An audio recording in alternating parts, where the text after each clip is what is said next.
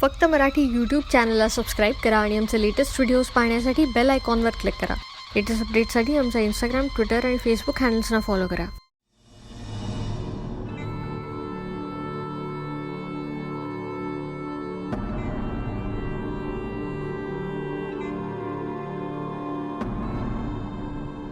ताई,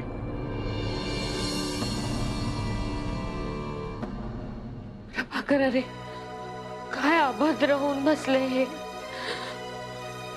कसलं संकट कोसळलं आपल्या घरावर. ताई, मला सगळं समजलं म्हणून इथे आलो. कोण आहे का मंथरा? ही मंथरा कोण आहे, कुठून आली आहे, हिचं भूतकाळ काय आहे, काहीच माहित नाहीये. पण एवढं मात्र नक्की की या बाईने आमचं जगणं कठीण करून ठेवलंय. नाही, पण ही बाई या सगळ्या प्रॉपर्टीवरती आपला हक्क कसं काय सांगू शकते? मला तर आश्चर्य वाटते या सगळ्याचं. काही नाही रे, एकदा घराला नजर लागली की झालं. आज घरात आहोत, उद्या असू रस्त्यावर. गोदा, असं काही नाही होणार. मी नका काळजी करू. मामा, तुम्ही दोघेच आलात? मामी नाही आल्यात? कुठे आहेत त्या?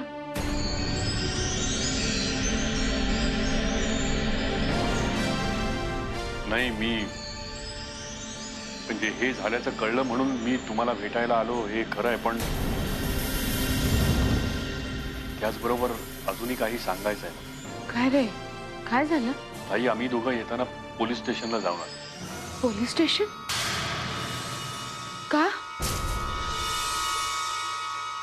अरे काय झालं काय प्रभाकर? रोज हा, काय काय वहिनींचं काय?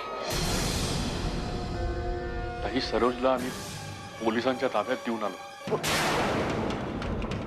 पोलिसांच्या ताब्यात?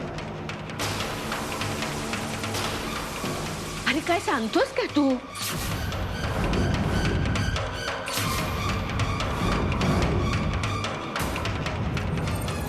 खरं सांगतायत त्या बाबा.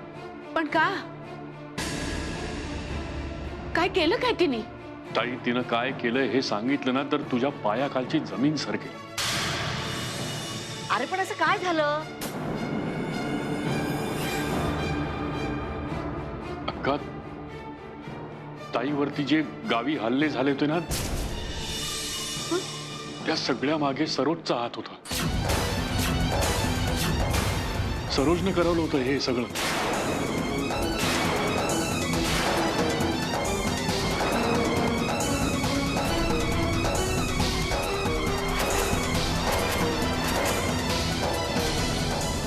नाही नाही, हे तुला कोणी सांगितलं? ताई, मला हे सगळं पृथ्वी आणि मंजिरीच्या लग्नाच्या दिवशीच कळलं होतं.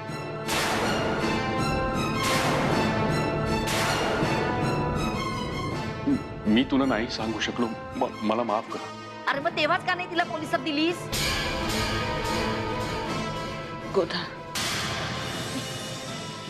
कसं देणार? माझ्या मुलीचं लग्न होतं, तिच्या अंगाला हळद लागली होती. नाही सांगितलं त्यावेळी. आणि त्यानंतर मी तुम्हाला सांगेन म्हटलं तर तुमच्या घरच्या आनंदामध्ये मला मिठाचा खडा टाकावा असं नाही वाटलं. पण आता तिच्या ह्या गुन्ह्याचं ओझं मला नाही सहन होत. आणि तिच्या वाईट कर्माचं फळ माझ्या मुलीला भोगावं लागेल. शेवटी पोलिसांच्या ताब्यात दिलं तिला.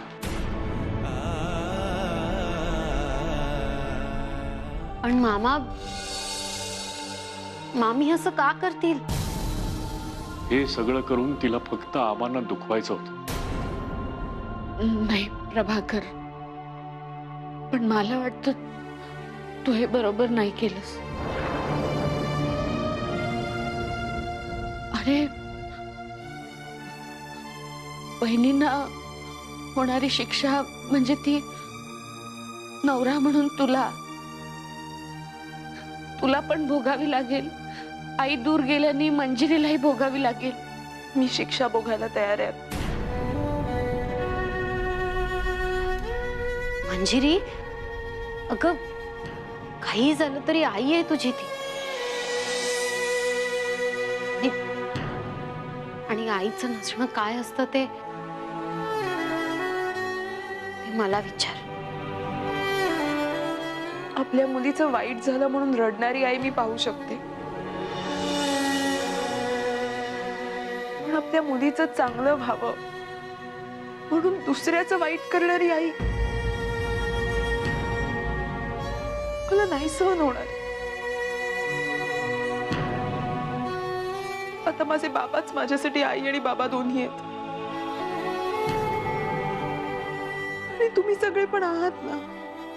मंजिरी, या क्षणी तुझ्या डोळ्यात जे अश्रू आहेत ना ते तुझ्या आईसाठी आहे. हे मात्र तितकंच खरं आहे. प्रभाकर, मला वाटतं तू पुन्हा एकदा नीट विचार करावास. नाही सरोजनं तुझ्या बाबतीत जे काही केलं त्याबद्दल मी आज इथे तुझी माफी मागायला आलोय. मला माफ कर. आणि आता मी काही सरोजच्या बाजूने उभं राहणार नाही, कारण माझ्या आयुष्यामध्ये माझी बहीण पहिल्यांदा आली आणि नंतर बायको.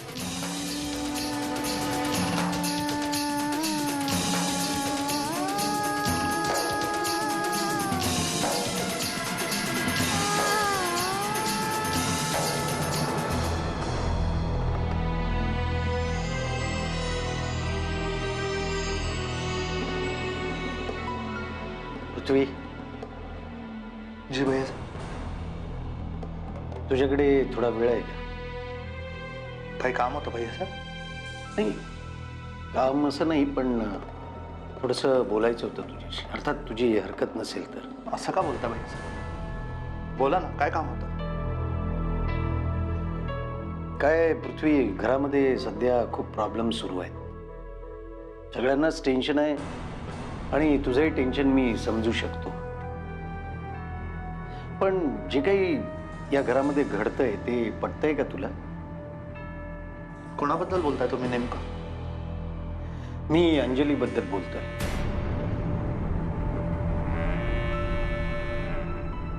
हे सगळं कुठल्या नवऱ्याला सहन होणार? मला नाही पटत. हे सगळं खूप चुकीचं आहे भैया साहेब. आणि अंजली माझी बायको आहे म्हणून नाही आहे मी सांगत. मला या ऑर्थोडॉक्स विचारांच्या मी अगेन्स्ट आहे. हे सगळं खूप चुकीचं होतं. थँक्स. मला तुझ्याकडून असल्याच उत्तराची अपेक्षा होती. चल भैया साहेब, या सिच्युएशनला सॉल्व्ह कसं करायचं? Any idea? मी काय आयडिया देणार? आणि हा प्रॉब्लेम मी तरी कसा सोडवणार? कारण एकतर या घरामध्ये माझी किंमत शून्य आहे. कुणीही माझ्या मताला विचारात घेत नाही. माझ्या मताला या घरामध्ये शून्य किंमत आहे. अरे इतकंच काय, तर विजया सुद्धा तिची मतं माझ्यावरती लादते. म्हणजे बघ. ठीक आहे, करू काहीतरी.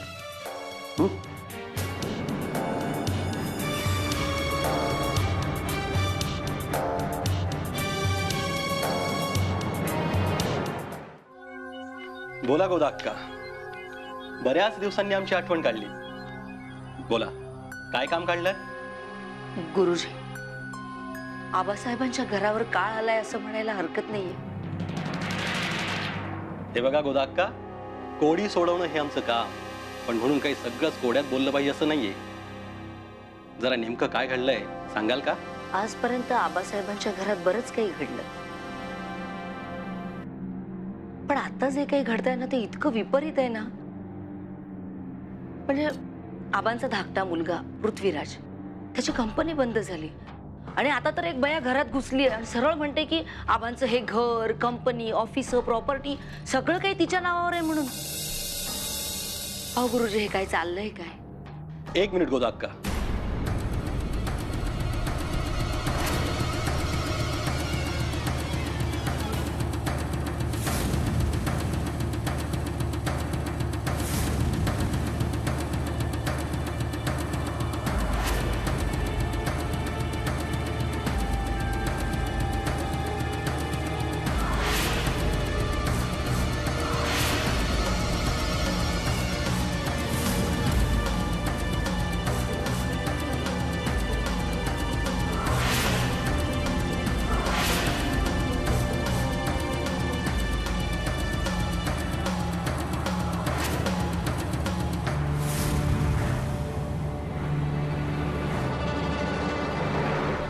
अवघड आहे गोदाक्का, फार अवघड आहे. काय झालं गुरुजी? काही वाईट तर घडणार नाहीये ना? गोदाक्का, तुमच्या घरातलं कोडं सुटणं खूप कठीण आहे. माणसांच्या नात्यात गुंतलंय ते. कोडं सुटेल, उत्तर सापडेल, माणसं बाजूला सारावी लागतील. त्याच वेळी नात्यांचा गुंताही सोडवावा लागेल. मला कळलं नाही हो तुम्ही काय म्हणताय ते. ही अशी संकट याआधी आली नसतील, आणि जी आली असतील ती तशीच दूर झाली असतील. पण आता घरावर ग्रहांची पीडा आहे. गुरुजी का होतंय हो हे सगळं? एक शुभ कार्य ठरवलं, पण वेळ चुकीची होती. अशुभाची सुरुवात तिथेच झाली. एक पाऊल पडलं घरात आणि काळ आला दारात. म्हणजे कोणाच्या येण्याने? हो, एक व्यक्ती तुमच्या घरात नव्याने आली आहे, आणि येताना नशिबात या घराचं दारिद्र्य घेऊन आली आहे. कोण नवीन आली आहे इनामदारांच्या घरात?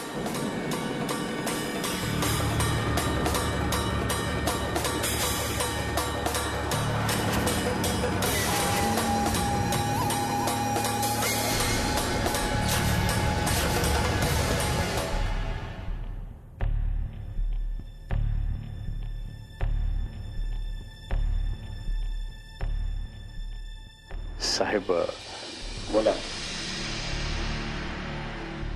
नाही, मंथराचं काय करायचं ठरवलं?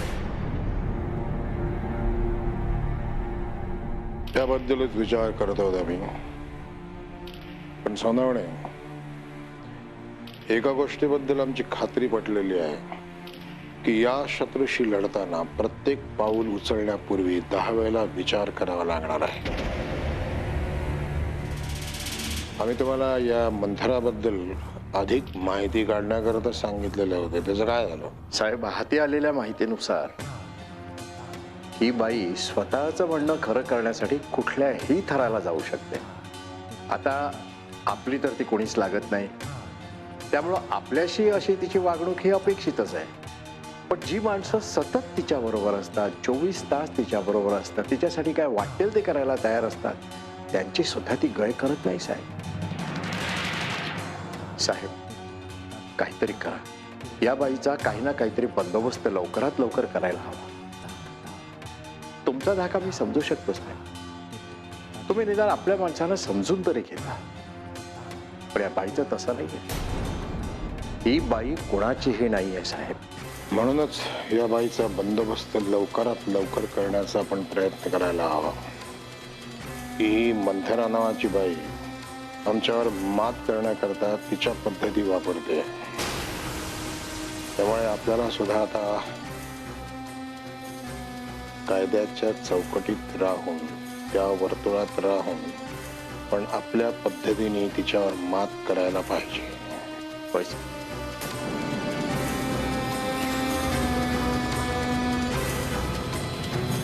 विजया, ए विजया, कुठेच ग? ए विजया, काय झालं मावशी? अगदी अंजली कुठे आहे? असेल ना तिच्या खोलीत. पण झालं काय एवढं? काय झालं? आता कळेल सगळ्यांना काय झालं ते. जा जा, विचारा जाऊन आता गुरुजींना. अगं त्यांनी सुद्धा शिक्कामोर्तब केलंय. तेही म्हणाले की जे काही घडतंय ना घरामध्ये ते सगळं त्या अंजलीच्या येण्यामुळेच. अहो, काय सांगताय काय मावशी? खरंय हे. माझं म्हणणं शेवटी खरं ठरलं. जा जा, सांग जाऊन तुझ्या सासूला. त्या अंजलीवर तिचा जास्तीचा विश्वास आहे ना. पण तिला हे नाही माहित, तिची सून, तिची ती लाडकी सून नागिण आहे, नागिण. आपल्याच माणसांना टसणार. विजया, तिला ना या घरातून बाहेर काढलीच पाहिजे. अहो, आईने गुरुजींना फोन केला होता. तर फोनवर काय बोलले ते मला माहित नाही. पण त्यांनी फोन ठेवला आणि तडक देवघरात गेले आणि स्वतःला कोंडून घेतलं तिकडे. काय? ताईने देवघरात कोंडून घेतलं? हो, आणि म्हणाल्या जोपर्यंत ह्या घरावरचं आणि अंजलीवरचं संकट दूर होत नाही तोपर्यंत त्या बाहेरच पडणार नाहीत म्हणून. अगं ती ढीग म्हणेल, ती घेईल स्वतःला कोंडून, पण म्हणून काय आपण गप्प बसायचं? आपण तिला बाहेर नको काढायला? नको नको, त्या असं म्हणाल्या आपण जर का असं काही केलं ना तर आपल्याला त्यांच्या अंत्यसंस्काराची तयारी करावी लागेल म्हणून. हे ना हे सगळं त्या चांडाळणीमुळे होतंय. त्या भटक भवानींनी काय जादू केले ना ताईवर काय समजत नाहीये. आता मी तिला सोडत नाही. मी तिला थांब बघतेच बरोबर. आओ मावशी,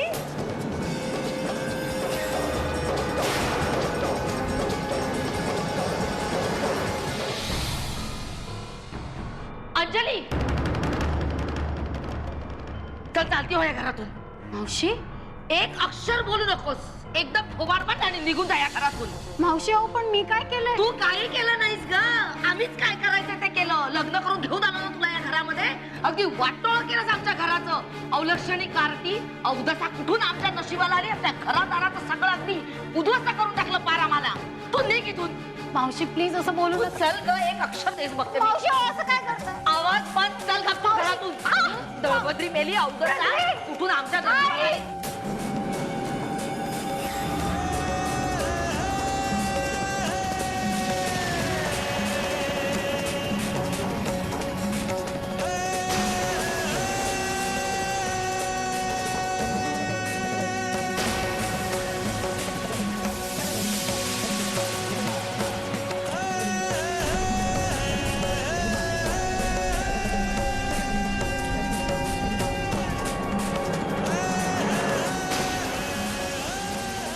मावशी सोडा सोडा तिला. तुमचा काहीतरी गैरसमज होतोय.